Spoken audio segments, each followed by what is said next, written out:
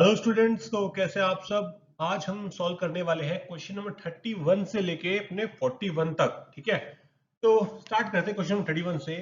The equation of L1 and L2 are given to us y equal to mx and y equal to nx respectively. Suppose L1 make twice as large of an angle with horizontal measured counterclockwise from positive axis, and L2 and L1 has 4 times the slope of L2. If L1 is not horizontal, then the value of product Mn is. काफी सारी information दी है, तो सबसे पहले ना एक काम करते हैं अपन, एक ना छोटा सा डायग्राम बना के देख ही लेते हैं। ठीक है, तो क्वेश्चन में क्या बोला है हमें कि एक सबसे पहले तो एक लाइन है L1, ठीक है, जो कि है y इक्वल टू mx। ठीक है, इतना इन्होंने बोला है अपने को। और दूसरी एक लाइन है y इक्वल टू nx, और इन्होंने बोला L1 makes twice as large as an angle with horizontal axis as L2 does, मतलब L1 ज्यादा बड़ा एंगल बनाती है। ये तो इन्होंने अपने को बताया है। तो ये अपनी आ गई L2, y equal to nx। ठीक है, अच्छा, और क्वेश्चन ने क्या बोला है, अगर ये एंगल मेरा थीटा है तो डेफिनेटली ये एंगल मेरा कितना हो जाएगा, 2 थीटा हो जाएगा। क्वेश्चन वाले ने ये चीज अपने को कही है। ठीक है, और अपने को इस लाइन का स्लोप पता है m है, और इस लाइन का स्लोप पता है जो कि है n है। और इन्होंने लास्ट में क्या बोला है कि L2 का जो स्लोप है L1 से 4 गुना है, यानी कि m इक्वल टू कितना हो जाएगा, 4n हो जाएगा अपने पास। ठीक है, और m कितना होगा, tan 2 थीटा, सही है। और n कितना हो जाएगा, tan थीटा हो जाएगा। tan 2 थीटा का फॉर्मूला पता है आपको, 2 tan theta upon 1 plus tan square theta 1 minus tan square theta equal to 4 tan theta. सही है, यहां तक तो कोई दिक्कत नहीं है। और इन्होंने अपने को क्या बोला है, L1 हॉरिजॉन्टल नहीं है, यानी कि इस तरह की कोई लाइन नहीं है, यानी कि tan थीटा जीरो नहीं है। जीरो नहीं है तो भाई इसको काट दो। सही है, अच्छा, ये कितना आ जाएगा, 1 equal to 2 times of 1 minus tan square theta. सही है, अच्छा, इसको रीराइट करते हैं अपन इस तरीके से कि 1 upon two equal to 1 minus tan square theta. अब थोड़ा सा ज्यादा बेहतर दिख रहा है दिखने में। और यहाँ पे अपने पास कितना आ जाएगा, tan square theta equal to कितना आ जाएगा, 1/2 आ जाएगा। तो यानी कि tan थीटा कितना आ जाएगा यहाँ से, प्लस माइनस 1/√2 आ जाएगा। तो अपन प्लस √2 वाले ले ले टर्म।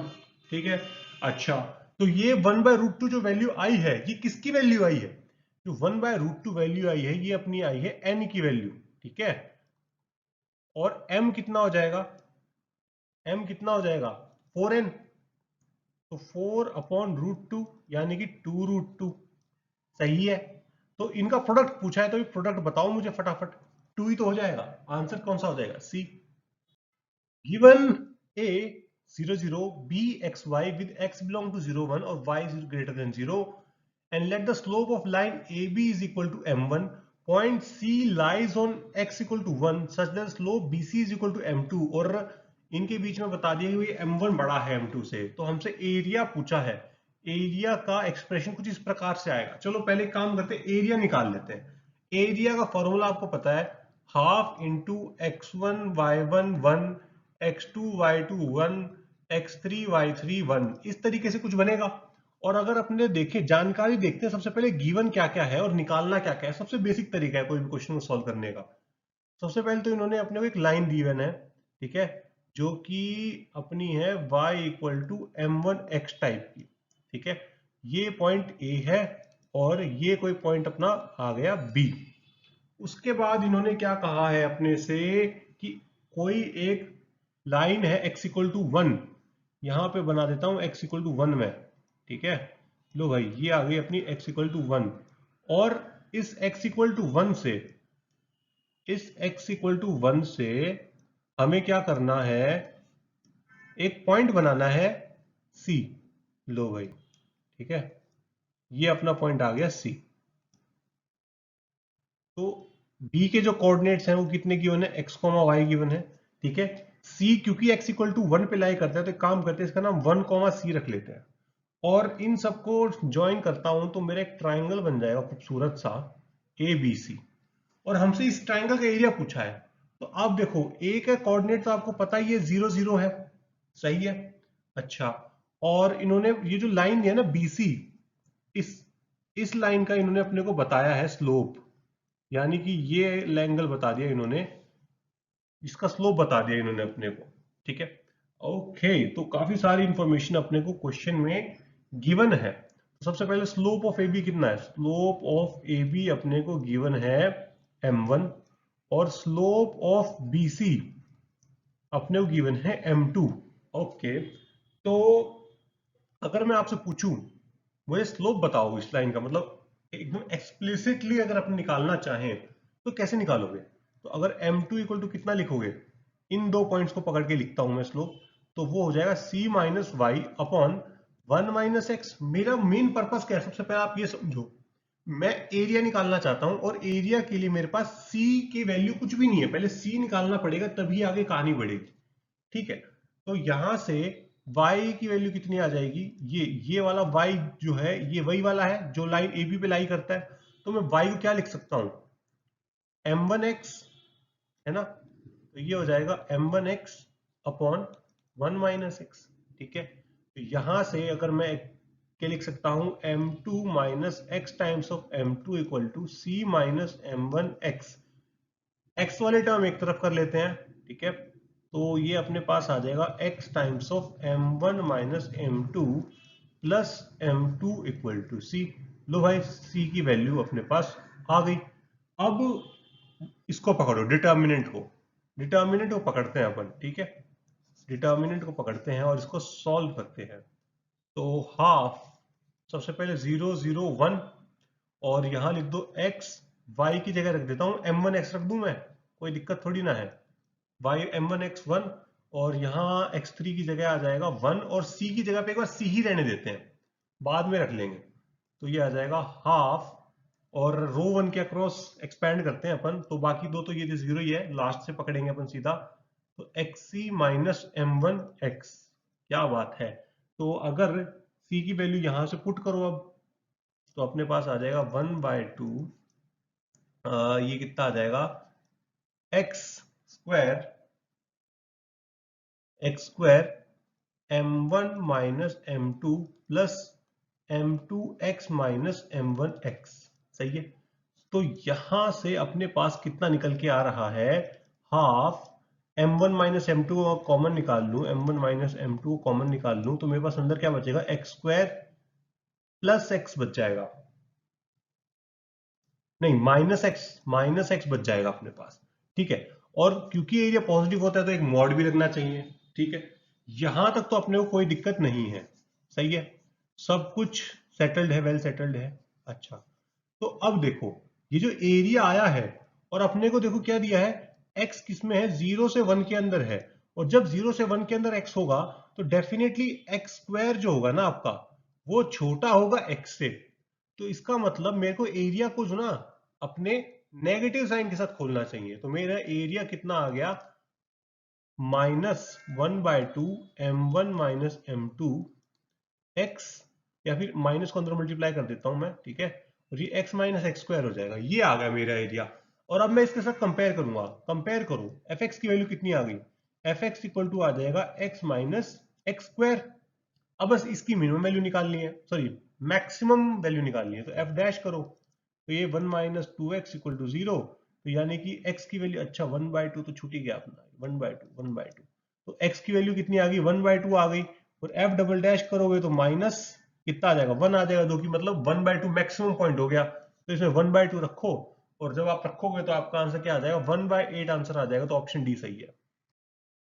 ये जो सवाल है ना, महा मतलब इतना मतलब लल्लू सवाल है ना, देखो फटाफट करते हैं इसको। If a non-zero number ABC are in HP, then the straight line always passes through a fixed point. The coordinate of the fixed point.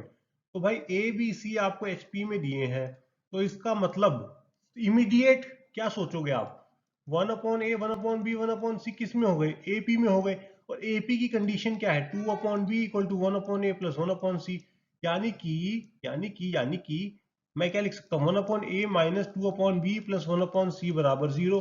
अरे इसको देखो और इस इक्वेशन को देखो, क्या ये दोनों आपको थोड़े बहुत मिलते जुलते नहीं लग रहे क्या? अगर मैं इसको कंपेयर करूं तो x की वैल्यू 1 आ रही है, y की वैल्यू -2 आ रही है, तो 1, -2 आपका आंसर हो गया, ऑप्शन सी सही है। आगे चलो, क्वेश्चन नंबर 34। एक लाइन दी है, पेयर ऑफ स्ट्रेट लाइन दिया है, ठीक है, and slope of one line is twice the other. Simple सवाल लग रहा है, ठीक है। तो एक काम करते हैं, सबसे पहले जब भी अगर आप इस लाइन को देखोगे ना, ये लाइन कैसी है, y equal to m x type की लाइन रही होगी, दोनों की दोनों, ये मुझे साफ दिख रहा है। तो अगर मैं y अपॉन एक्स ले लूं तो मुझे क्या मिलेगा, स्लोप मिलेगा, सही है। तो अगर मैं इसके अंदर एक्स स्क्वायर का भाग लगाऊं पूरी इक्वेशन में, तो 1/a plus 1/b y upon x का whole square plus 2/h y upon x equal to 0, सही है। तो इसका जो रूट आएगा ना, स्लोप आएगा m1 और m2, और इन्होंने बोला है कि एक लाइन का स्लोप दूसरे से डबल है, तो मैं क्या लिख सकता हूं यहां पे, m1 equal to twice of m2, सही बात है। तो वो तो इन्होंने हमसे A B is to H square पूछा है, तो क्यों ना सम ऑफ रूट और प्रोडक्ट रूट को थोड़ा सा याद किया जाए। तो इन रूट का सम कितना हो जाएगा, m1 प्लस कितना हो जाएगा 2m2, m1 प्लस m2 कितना हो जाएगा, ट्वाइस ऑफ m, मतलब thrice of m equal to, और यहां से माइनस बी वाई होता है ना, -2/h/k, तो 1/b यहाँ पे आ जाएगा, तो ये हो जाएगा -2b/h हो जाएगा, ठीक है। तो हमारे पास एक तो आ गया 3m इक्वल टू -2b/h, इसको संभाल के रख लो, ठीक है। आगे चलता हूं मैं, और अब इस्तेमाल करता हूं प्रोडक्ट ऑफ रूट्स का।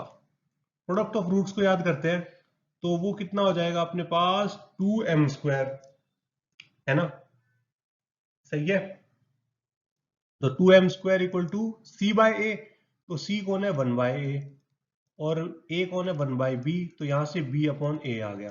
तो अगर मैं यहां से m इक्वल टू कितना आ गया, -2b/3h है, तो m की वैल्यू पुट कर दूं, तो मेरे पास कितना आएगा, 2m स्क्वायर कितना हो जाएगा, 4b² 9h² equal to b/a। अब मुझे लग रहा है मेरी बात बन जाएगी, कैसे, आओ देखो, 8/9 b/h² और a इसको इधर भेज देता हूं, तो ये a इक्वल टू 1, तो मेरे पास कितना आ रहा है, ab/h² इक्वल टू 9/8 आ रहा है। तो ऑप्शन कौन सा सही बैठ गया, ऑप्शन ए बैठ गया, खत्म। आगे चलो, क्वेश्चन नंबर 35। दो स्टेटमेंट दिए, variable line drawn through a fixed point cuts the coordinate axis at A and B, the locus of mid point of A B is circle. Statement 1 ये है, statement 2 क्या है, through three non collinear points in a plane only one circle can be drawn. ये बात में तो सही लग रहा है, मतलब कोई भी 3 पॉइंट्स हैं नॉन कोलिनियर है, उनसे पास करता हुआ एक ही सर्कल होगा, मतलब ऐसे मल्टीपल सर्कल आप नहीं बना पाओगे, बात तो सही लग रही है। तो सेकंड स्टेटमेंट तो मुझे इंट्यूशन से ट्रू लग रही है। अपन स्टेटमेंट 1 को पकड़ते हैं, वो क्या कह रही है आपके पास, कि ये कोऑर्डिनेट एक्सिस है आपका, ये कोई लाइन है जो कि किसी फिक्स्ड पॉइंट से पास करती है, ठीक है। और उस फिक्स्ड पॉइंट को मैं मान लेता हूं, उस फिक्स पॉइंट का अपन कुछ मान लेते हैं x1, y1, ठीक है। अच्छा, और आपके पॉइंट मिड पॉइंट को h, k मान लेते हैं, क्योंकि उसका लोकस ले रहे हैं। तो अगर h, k माना है, तो ये कितना मान लोगे आप कायदे से, एक काम करते हैं, इसको अपन 2h, 0 मान लेते हैं, और इसको अपन 0, 2k मान लेते हैं, मिड पॉइंट h, k बैठ जाएगा आपका, सही, ठीक है। तो इस इक्वेशन की लाइन, इस लाइन की इक्वेशन कितनी रहेगी, x/2h plus y/2k equal to 0, sorry 0 नहीं 1, है ना। अच्छा, तो क्योंकि ये एक फिक्स पॉइंट x1, y1 से पास करती है, तो x1/2h plus y1/2k equal to 1 आ जाएगा। और क्योंकि अब लोकस निकाल रहे हैं, तो h और k को रिप्लेस कर दो x और y से, तो ये कितना आ जाएगा अपने पास, x1/2x plus y1/2y equal to 1। और ये क्या आ गया, फिर लोकस की इक्वेशन आ गई, और इन्होंने बोला कि सर्कल है। तो क्या, अब आप मुझे देखो, सर्कल की इक्वेशन दूर दूर तक ऐसी बिल्कुल नहीं दिखती है, तो इसका आंसर मतलब फर्स्ट स्टेटमेंट फॉल्स है, सेकंड स्टेटमेंट ट्रू है, तो ऑप्शन डी सही है। Question number 36। A line passing through the origin and is perpendicular to two parallel lines, then the ratio in which the origin divides the line segment। तो मतलब दो lines है, एक ये लाइन है, एक ये लाइन है, दोनों पैरेलल हैं, ठीक है। और अपने पास ये वाली लाइन कौन सी है, 2x plus y plus 6 equal to 0, ठीक है। और ये वाली लाइन कौन सी है, 4x plus 2y minus 9 equal to 0। और एक लाइन है, क्या बोले, line passing through the origin is perpendicular to these two parallel lines, मतलब ऐसे पास कर रही है और इन दोनों के परपेंडिकुलर है।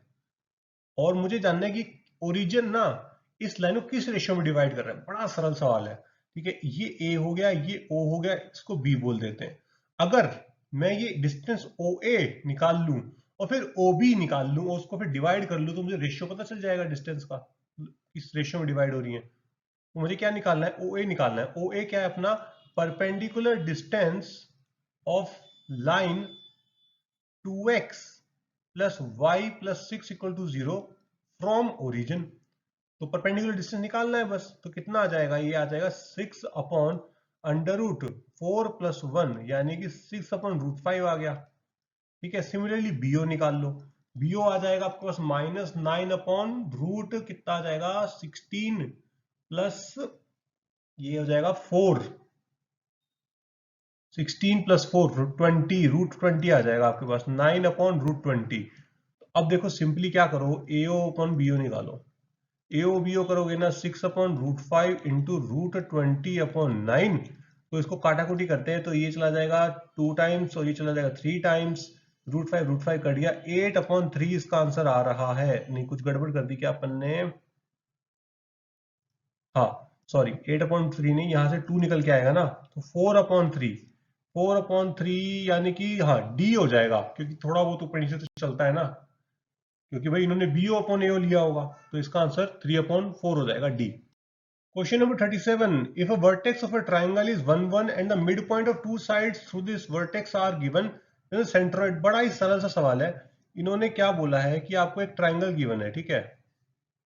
इन्होंने आपको एक ट्राइंगल दे दिया जिसका एक वर्टेक्स कितना है -1, 2 और ये वाला मिड पॉइंट दे दिया, ये वाला मिड पॉइंट दे दिया। सपोज सॉरी ये इन्होंने 1, 1 दिया है, अपन ने मिसअंडरस्टूड कर लिया, 1, 1 दे दिया और ये वाला मिड पॉइंट दे दिया -1, 2, ये वाला मिड पॉइंट दे दिया 3, 2 और इस पॉइंट का नाम रख लेता हूं मैं बी और इस पॉइंट का नाम रख लेता हूं मैं सी। अब ये क्वेश्चन इतना सिंपल है ना, इसमें कुछ भी नहीं है। अब देखो मैं बताता हूँ, इस पॉइंट का नाम मैं अल्फा बीटा रख लेता हूं और इसका नाम रख देते गामा कॉमा डेल्टा। इतना सिंपल सवाल है ना सेंट्रोइड का। देखो सबसे पहले तो आपको ये बात पता है कि भाई क्योंकि ये पॉइंट मेरा मिड पॉइंट है तो मैं लिख सकता हूँ -1 इक्वल टू अल्फा प्लस 1/2। तो अल्फा की वैल्यू यहां से कितनी आ जाएगी, -3 आ जाएगी। सिमिलरली क्योंकि मेरा ये पॉइंट मिड पॉइंट है तो मैं लिख सकता हूँ 2 इक्वल टू बीटा प्लस 1/2, यानी कि बीटा इक्वल टू कितना आ गया, 3 आ गया। तो आपके पास ये -3, 3 आ गया। सिमिलरली भाई गामा डेल्टा भी निकल जाएगा, कितना निकल जाएगा आपके पास 5, 3 निकल के आ जाएगा। अब भाई जब सारे पॉइंट निकल गए हैं तो सेंट्रोइड निकालना कौन सी बड़ी बात है, आप बताओ, कुछ है क्या उसमें। सेंट्रोइड कितना आ जाएगा 1 - 3 + 5/3, 1 + 3 + 3/3। बस यार ये जोड़ घटा कर लेना, 1,7/3 आंसर आ जाएगा, ऑप्शन सी सही है। आगे क्वेश्चन पे चलते हैं अपन तो। Question number 38, the diagonals of a parallelogram PQRS are along the lines, then the PQRs must be। तो इन्होंने क्या किया है, आपको एक पैरेललोग्राम दे दिया, ठीक है। ये लो पैरेललोग्राम दे दिया और ये हो गया PQR और S। इन्होंने PR इक्वेशन की लाइन की इक्वेशन दे दी x + 3y = 4 और QS की दे दी इन्होंने 6x - 2y = 7।